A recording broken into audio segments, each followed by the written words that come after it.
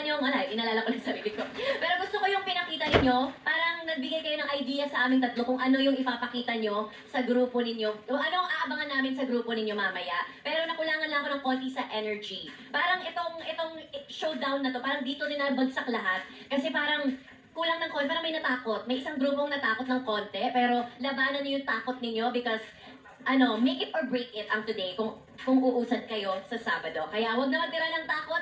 Iwan nyo lahat ng takot dun sa backstage at pag sumampa kayo dito sa harap, ilaban nyo na ng todo. Alright? Okay, congratulations! Thank you so much, Kim. Ano sinabi ni Kim? Oo, na-happy siya kasi nakarelate siya dun sa edad, parang na-reminisce siya. After na. siya. Tapos sabi ko, After na. sa pinakita nila kanina, para binigyan siya ng idea kung anong ipapakita nila mamaya pag nagsabayan na. Okay! Kaya naman kaya ko mag-multitask. Tapos chumichismis ka sa akin, nakikinig ako kay YouTube. Cute ka dyan! Salamat!